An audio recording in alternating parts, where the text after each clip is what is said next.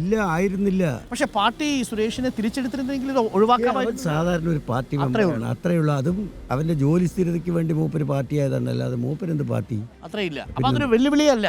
അല്ലല്ലോ. അപ്പൊ അവിടെ മത്സരം ആരൊക്കെയാണ്? അതൊരു പ്രശ്നമുണ്ട്. എന്താ കാര്യം ചോദിച്ചാൽ, ഒരു നേർച്ചക്കോഴിയെ പോലെ ഇവനെ മുമ്പിൽ നിർത്തി BJPയും കോൺഗ്രസും തമ്മിലുള്ള ഒരു ഡീലാണ് യഥാർത്ഥത്തിൽ. സാർ അത് പറയുന്നുണ്ടായിരുന്നു, TV-യിൽ തന്നെ നിങ്ങൾ പറയുന്നത് ഞാൻ കണ്ടിട്ടുണ്ട്.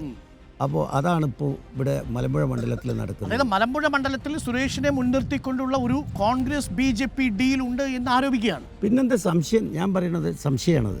ഒരു കാര്യം ഉണ്ടാകാൻ സാധ്യതയുണ്ട്. എന്താ കാര്യം ചോദിച്ചാൽ, ഇവൻ തോറ്റ കോൺഗ്രസിന് ഒരു പ്രശ്നമില്ല. നേരെ മറിച്ച് കോൺഗ്രസിന്റെ ഒരു യഥാർത്ഥ പ്രവർത്തകനാണ് തോറ്റതെങ്കിൽ അവർക്കൊരു നാണക്കേടല്ലേ?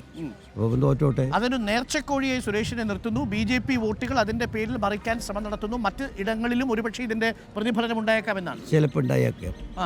അല്ലാതെ ഇയാളൊരു സ്ഥാനാർത്ഥി, സ്റ്റാഫും ഞാൻ VS-നോടൊപ്പം പ്രവർത്തിച്ചവനും രണ്ടും ഒന്നാണോ? ഒന്നാണെങ്കിൽ നിങ്ങൾ അങ്ങനെ ആക്കിക്കോളൂ. ബാക്കി കാര്യം ഞാൻ പറയാം. അപ്പം എങ്ങനെയാണ് മണ്ഡലത്തിലെ പൊതുവെയുള്ള വികസനമാണോ ഈ സർക്കാർ തുടരണമെന്ന് ഇടതുപക്ഷം പറയുന്നു? തുടരേണ്ടതില്ല, ജനങ്ങൾ വോട്ട് ചെയ്യാൻ വേണ്ടി മാറ്റം വേണ്ടി തയ്യാറെടുത്തിരിക്കുകയാണെന്ന് പ്രതിപക്ഷം പറയുന്നു. പ്രതിപക്ഷത്തിന് പലതും പറയാം, അവർക്ക് പറയാൻ മാറ്റൊന്നുമില്ലല്ലോ.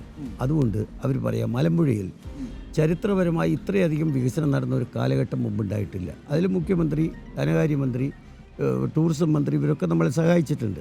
ഞാൻ എൻ്റെ മാക്സിമം ഇടതടവില്ലാതെ ഈ വികസന പ്രവർത്തനം എത്തിക്കാൻ വേണ്ടിയുള്ള പ്രവർത്തനം നടത്തി. എല്ലാ PWD റോഡുകളും BM&BC ആക്കി. എല്ലാ സ്കൂളുകൾക്കും പുതിയ കെട്ടിടം.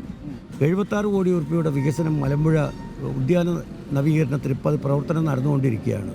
റിംഗ് റോഡ്, അതുപോലെ തന്നെ ROB, ഇതൊക്കെ പ്രവർത്തനം നടക്കുകയാണ്.